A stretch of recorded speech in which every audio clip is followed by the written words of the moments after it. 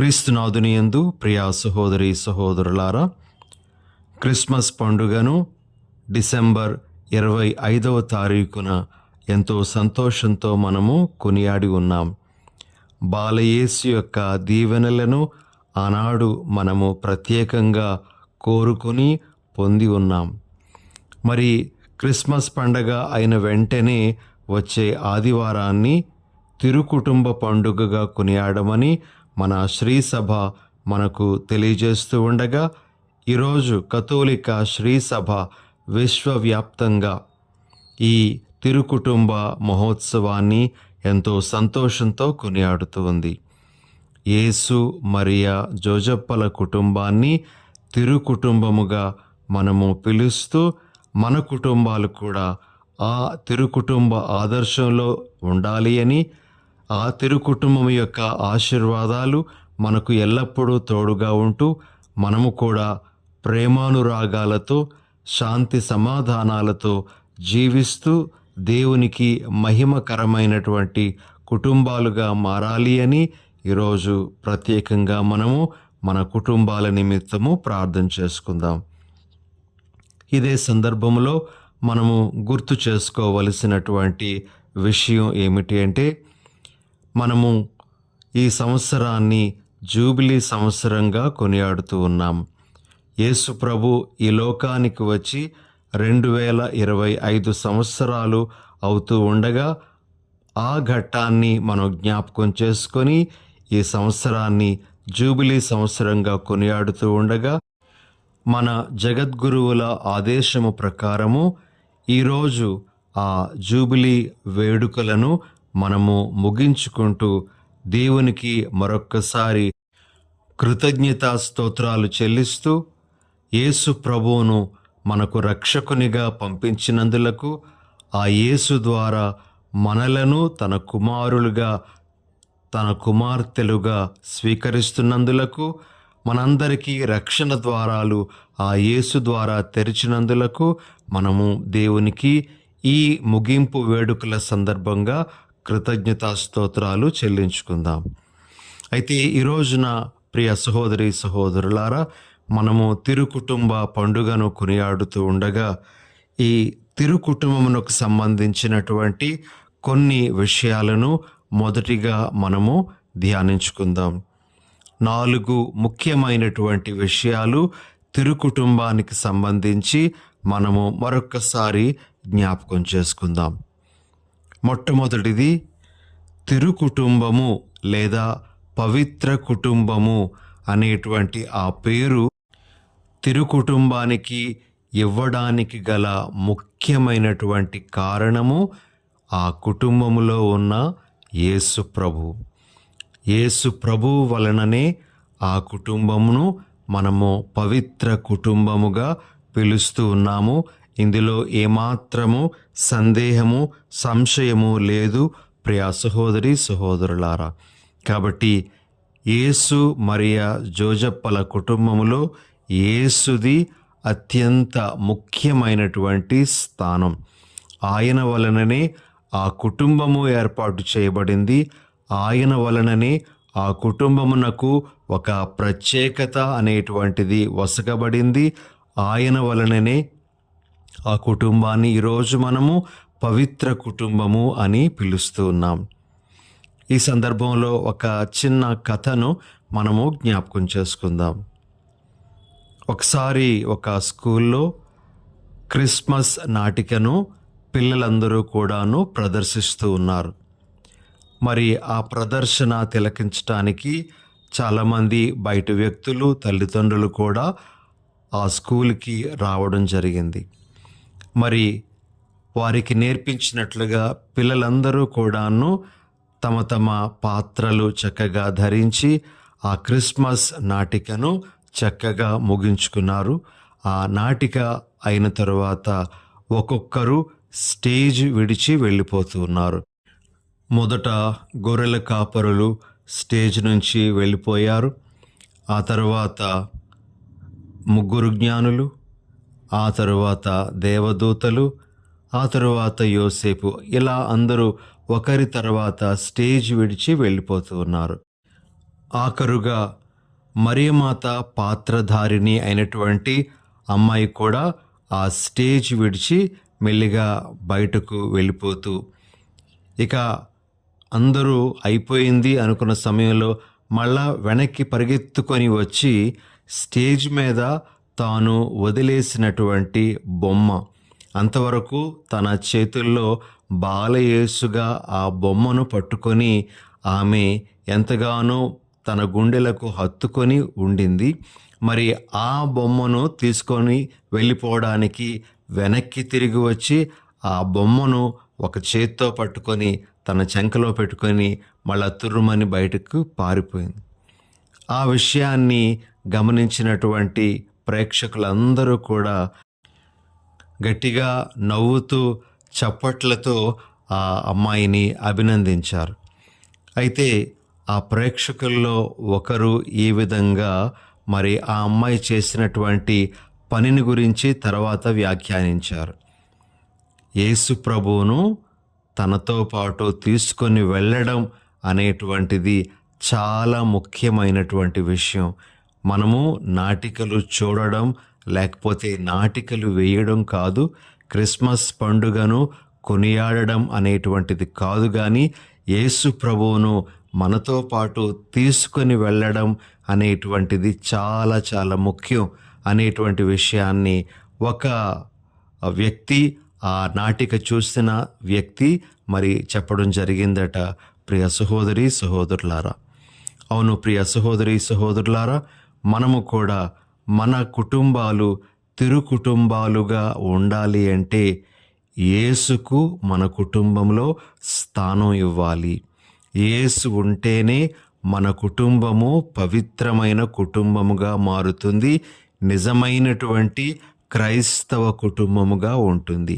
యేసు లేని కుటుంబాలు వ్యర్థమైనటువంటి కుటుంబాలే అని మనము చెప్పక తప్పదు. ఇది మొదటి విషయం. ఇక రెండో విషయం, ప్రియ సహోదరి సహోదరులారా, తిరు కుటుంబము దేవుని చిత్తానికి పరిపూర్ణంగా లోబడిన కుటుంబముగా మనము చెప్పవచ్చు. బైబిల్లో మనకి అనేకమైనటువంటి ఉదాహరణలు ఈ తిరు కుటుంబములోని ముగ్గురు కూడా ఏ విధంగా దేవుని యొక్క చిత్తానికి లోబడ్డారో మనకు తెలియజేస్తూ ఉన్నాయి. మొదటిగా మరియ తల్లి, ఆమె దేవదూత తనకు శుభవార్తను తీసుకొని వచ్చినప్పుడు చివరిలో చెప్పిన మాట, నేను ప్రభువు దాసురాలను, నీ మాట చొప్పున నాకు జరుగునుగాక అని. లూకాసు వార్త 1వ అధ్యాయము 38వ వచనం. ఈ విధంగా నీ మాట చొప్పున నాకు జరుగుగాక అనే విషయాన్ని ప్రకటిస్తూ మరియమాత దేవుని చిత్తానికి తనను తాను లోబరుచుకుంది. అదేవిధంగా యోసేపు దేవుని దూత తనకు ఎరుకపరిచినట్లుగా, తనను చెయ్యమన్నట్లుగా అతడు తన యొక్క కార్యములన్నీ చేసుకుని వెళ్ళినట్లుగా మనము సువార్తల్లో వింటాం. మొదటిగా మరియను తన భార్యగా స్వీకరించటం, అదేవిధంగా బాలయేసును మరియమ్మను బెత్లెహేము నుండి ఐగుప్తు దేశానికి తీసుకుని వెళ్ళడం, మరలా ఐగుప్తు నుండి నజరేతుకు తిరిగి రావడం, ఇవన్నీ కూడాను దేవుని యొక్క మాట ప్రకారంగా అతడు చేయడం జరిగింది. ఆ విధంగా దేవుని చిత్తానికి అతడు తనను తాను లోబరుచుకున్నాడు అని మనం చెప్పవచ్చు. మరి అసలైనటువంటి వ్యక్తి యేసు ప్రభు. యేసు ప్రభువు కూడా దేవుని యొక్క చిత్తానికి ఎలా తనను తాను లోబరుచుకున్నారో మనము అనేకమైనటువంటి వాక్యాల ద్వారా చెప్పగలము. ప్రియ సహోదరి సహోదరులారా, ఒక ఉదాహరణ, యోహాను సువార్త 4వ అధ్యాయము 34వ వచనంలో ప్రభు ఈ విధంగా తన శిష్యులతో అంటారు, నన్ను పంపిన వాని చిత్తమును నెరవేర్చుటయు ఆయన పనిని పూర్తి చేయుటయు నా ఆహారము. ఈ విధంగా తిరు కుటుంబంలోని ముగ్గురు వ్యక్తులు కూడా దేవుని చిత్తాన్ని పరిపూర్ణంగా స్వీకరించి దానికి వారు లోబడి జీవించారు అని మనం చెప్పగలం. కాబట్టి ప్రియ సహోదరి సహోదరులారా, మన కుటుంబము ఈ తిరుకుటుంబ ఆదర్శాన్ని స్వీకరించాలి అంటే దేవుని చిత్తానికి మనము లోబడడం అనేటువంటిది నేర్చుకోవాలి. కొన్నిసార్లు మనము కోరుకున్నట్లుగా విషయాలు, సంఘటనలు జరగకపోవచ్చు. మనము ప్రార్థన చేసినట్లుగా కొన్నిసార్లు మనం కోరుకున్న దీవెనలు రాకపోవచ్చు. అలాంటి సందర్భాలలో కూడా మనము దేవుని చిత్తానికి లోబడాలి. దేవుని మీద భారము వేసి మనము జీవించడం అనేటువంటిది అలవాటు చేసుకోవాలనేది ఈరోజు తిరుకుటుంబము మనకు నేర్పిస్తున్నటువంటి ఒక విషయం. మూడవది ప్రియ సహోదరి సహోదరులారా, తిరుకుటుంబము ధర్మశాస్త్రానికి విధేయించినటువంటి కుటుంబముగా మనము పరిశుద్ధ గ్రంథం ద్వారా గ్రహించగలం. మరి మరియా యోసేపులు ధర్మశాస్త్ర నియమం ప్రకారము శుద్ధీకరణ గావించుకోవలసినటువంటి దినములు ఆసన్నమైనప్పుడు ఆ దైవీక కార్యాన్ని నెరవేర్చటానికి సిద్ధపడ్డారు అని మనము లూకాసు వార్త 2వ అధ్యాయము 22వ వచనంలో చదువుతాం. అదేవిధంగా ధర్మశాస్త్రము వారికి తెలియజేసినట్లుగా ప్రతి తొలిచూలు మగబిడ్డ దేవునికి సమర్పింపబడవలెను అనేటువంటి ఆ ఆజ్ఞను కూడా పాటించటానికి వారు బాలయేసును దేవాలయానికి తీసుకొని వెళ్ళినట్లుగా మనము లూకాసు వార్త 2వ అధ్యాయము 23వ వచనంలో చదువుతాం. ఆఖరుగా ప్రియ సహోదరి సహోదరులారా, మరి ప్రతి యూదుడు కూడా యెరూషలేము దేవాలయానికి పాస్కా పండుగ దినాలలో మరి వెళ్ళాల్సినటువంటి ఆ నియమాన్ని కూడా వారు పాటించినట్లుగా లూకాసు వార్త 2వ అధ్యాయము 41వ వచనంలో మనము వింటాం. ఈ విధంగా ప్రియ సహోదరి సహోదరులారా, ధర్మశాస్త్రానికి విధేయించినటువంటి కుటుంబముగా తిరుకుటుంబాన్ని మనము అర్థం చేసుకోవాలి. ఈరోజు మన కుటుంబము ఎంతవరకు దేవుని యొక్క ఆజ్ఞలకు లోబడి జీవిస్తూ ఉంది, ఎంతవరకు దేవుని యొక్క వాక్యం ప్రకారంగా నడుచుకుంటుంది అనేది మనము గ్రహించాల్సినటువంటి విషయం. ఈ విషయంలో తల్లిదండ్రులు మరి తమ కుటుంబాన్ని వాక్యానుసారంగా నడిపిస్తున్నారా, తమ బిడ్డలను వాక్యానుసారంగా పెంచుతున్నారా లేదా అనేటువంటిది పరిశీలించుకోవలసినటువంటి గొప్ప అవకాశము ఈ పండుగ దినము. ఇక ఆఖరుగా ప్రియ సహోదరి సహోదరులారా, తిరుకుటుంబము ఒక భాగ్యమైనటువంటి స్థితిలో మనకు కనిపిస్తూ ఉన్నప్పటికీ కూడా తిరుకుటుంబము అనేకమైనటువంటి శ్రమలకు, కష్టాలకు గురి అయినటువంటి కుటుంబముగా కూడా మనము చూడగలము. మరి ఈ కుటుంబానికి కష్టాల నుండి, శ్రమల నుండి మినహాయింపు అనేటువంటిది రాలేదు. ఉదాహరణకు యోసేపు బాలయేసును హెరోదు చంపడానికి ప్రయత్నం చేస్తున్నాడు అని తెలుసుకున్నప్పుడు ఎంతో ఆందోళనతో రాత్రికి రాత్రే ఆ బాలయేసును వేరే ఊరుకు తీసుకొని వెళ్ళడానికి ఎంత కష్టపడ్డాడో మనము గ్రహించాలి. అదేవిధంగా ప్రియ సహోదరి సహోదరులారా, మరియా బాలయేసును దేవాలయానికి తీసుకుని వెళ్ళినప్పుడు అక్కడ సిమియోను ఒక ప్రవచనం చెప్తూ ఒక ఖడ్గము నీ హృదయమును దూసుకొని పోనున్నది అని రాబోయే శ్రమల గురించి చెప్పినప్పుడు ఆమె ఎంత ఆందోళన చెందిందో, అదేవిధంగా తన కుమారుని యొక్క శిలువ శ్రమలను కళ్ళారా చూస్తూ ఉండగా ఆమె ఎంత వేదనకు గురి అయిందో మనము ఊహించుకోగలం.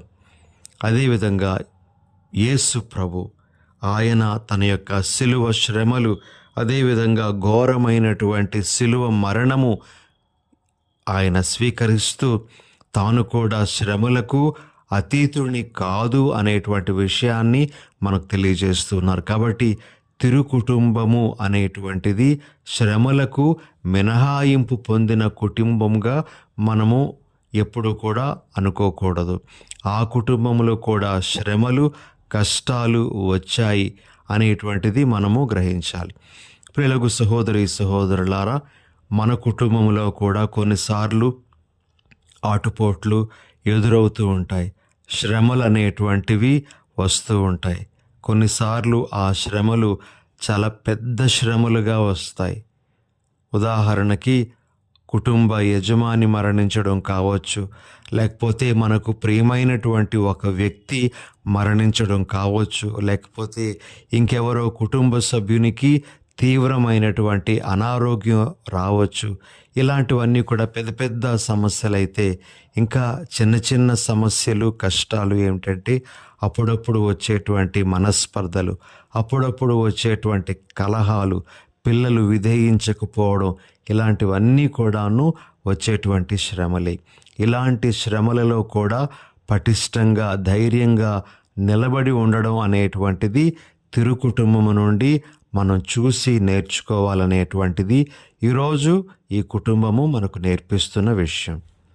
ఇక ప్రియులకు సహోదరి సహోదరులారా, మనము మన కుటుంబాలను మంచి కుటుంబాలుగా ఎలా తీర్చిదిద్దుకోవాలో ఈరోజు కొంతసేపు మనము ధ్యానించుకుందాం. మన కుటుంబాలు ఎలా ఉండాలి అని ఒక్కసారి మనము ఆలోచించుకుంటే, మొదటిది ప్రియ సహోదరి సహోదరులారా, మన కుటుంబాలు విలువలు కలిగిన కుటుంబాలుగా ఉండాలి. మన కుటుంబాలలో వాల్యూస్ అనేటువంటివి ఉండాలి.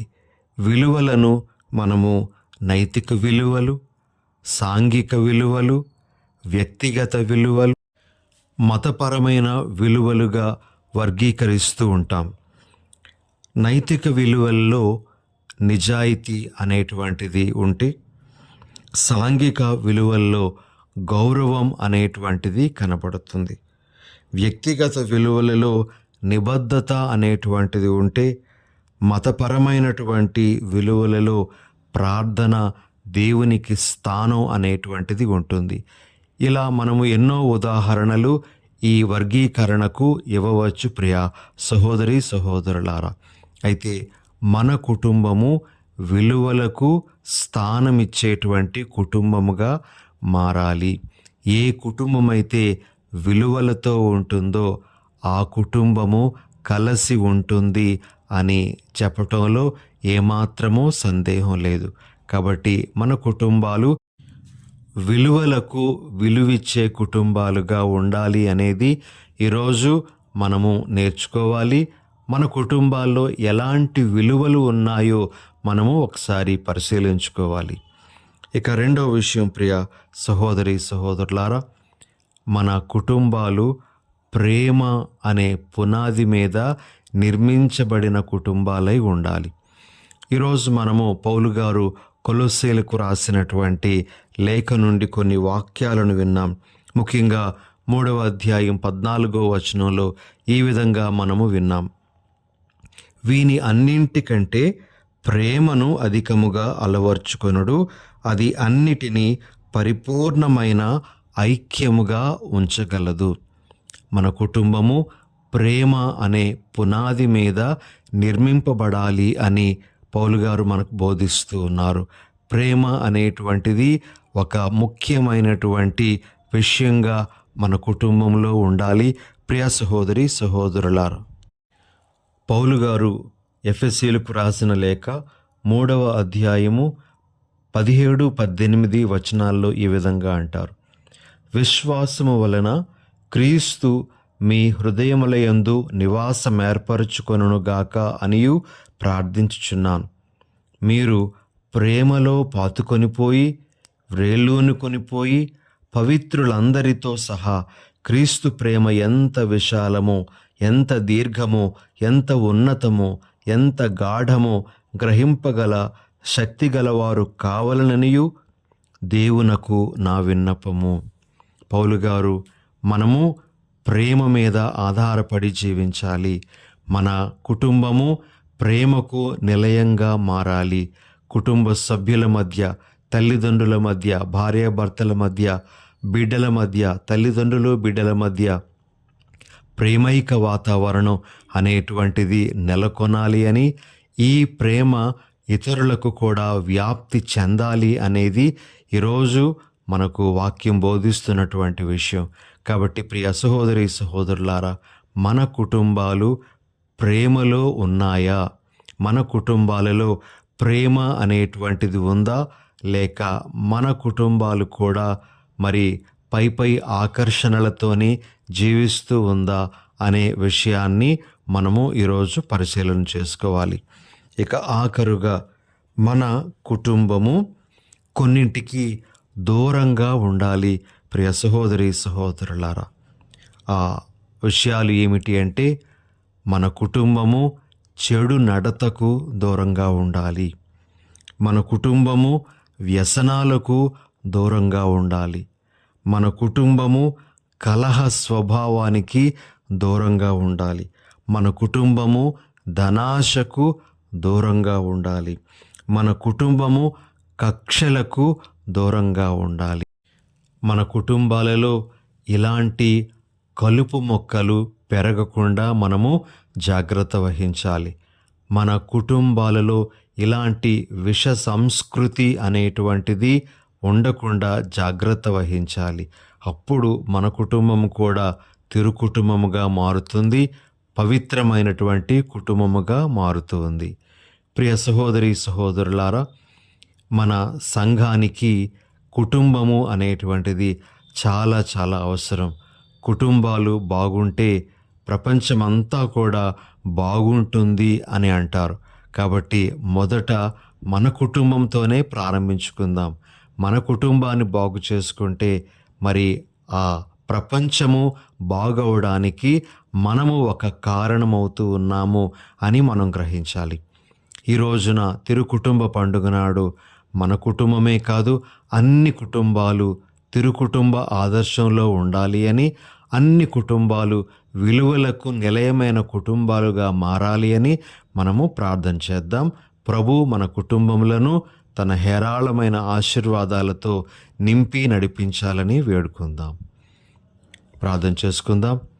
దయగల సర్వేశ్వర, ఈరోజు తిరుకుటుంబ మహోత్సవాన్ని మేము కొనియాడుతూ ఉండగా, జేసు మరియా జోజప్పల పవిత్ర ఆదర్శంలో మా కుటుంబాలన్నీ కూడా నడిపించబడేలా చేయండి. మా కుటుంబాలకు విలువలను నేర్పించండి. మా కుటుంబాల నుండి చెడును మేము పారద్రోలేటువంటి వరాన్ని కూడా మాకు అనుగ్రహించమని, అన్ని కుటుంబములను ప్రభువా మీ పవిత్రమైన హస్తాలతో దీవించి నడిపించమని మా ప్రభువైన యేసు నామమున అడిగి వేడుచున్నాం తండ్రి. ఆమెన్.